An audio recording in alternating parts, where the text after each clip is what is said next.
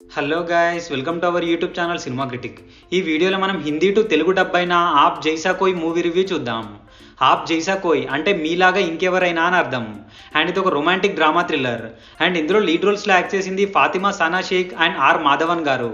And ఈ movie men respect versus women equality చుట్టూ తిరుగుతుంది. అండ్ ఈ మూవీ థియేట్రికల్ రిలీజ్ లేకుండా జూలై 11కి డైరెక్ట్ నెట్ఫ్లిక్స్లోకి స్ట్రీమింగ్ వచ్చింది. ఇక మూవీ చూశాక నాకైతే ఎబో యావరేజ్ అనిపించింది గైస్. ఎందుకు యావరేజ్ అంటున్నా అంటే ఫస్ట్ హాఫ్ వరకు కూడా మూవీ చాలా బాగుంది. మంచి రామ్ కామ్ ఎలిమెంట్స్తో ఇంట్రెస్టింగ్గా వెళ్తుంది. బట్ సెకండ్ హాఫ్ మాత్రం కొంచెం డ్రాగ్ చేశారు అనిపించింది. ఇంకా డీటెయిల్గా ప్లస్ అండ్ మైనస్ పాయింట్స్లో డిస్కస్ చేద్దాం. మూవీ యొక్క బేసిక్ ప్లాట్ వచ్చేసి 42 ఇయర్స్ ఏజ్లో కూడా మ్యారేజ్ అవ్వకుండా ఉంటున్న హీరో మాధవన్ గారికి ఒక 32 ఇయర్స్ అమ్మాయి పరిచయం అవుతుంది.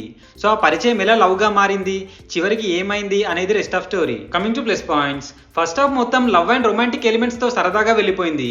దానికి తోడు ఇంటర్వెల్లో వచ్చే ట్విస్ట్ వల్ల మూవీ మీద ఇంకా ఇంట్రెస్ట్ బిల్డ్ అవుతుంది.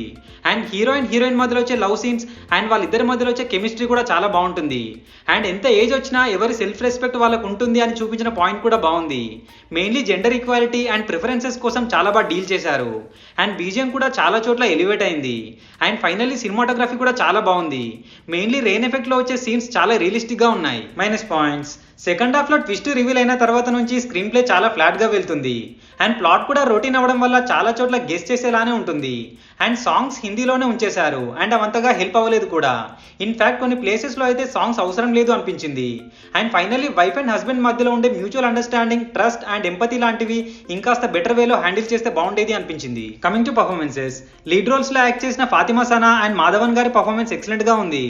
అండ్ రెస్ట్ ఆఫ్ ఆల్ ఎవరి రోల్స్లో వాళ్ళు బాగానే పర్ఫార్మ్ చేశారు. సో ఫైనల్గా చెప్పాలంటే it's an above average film guys. Love story based movies ఇష్టపడే వాళ్ళు కనెక్ట్ అవుతారు.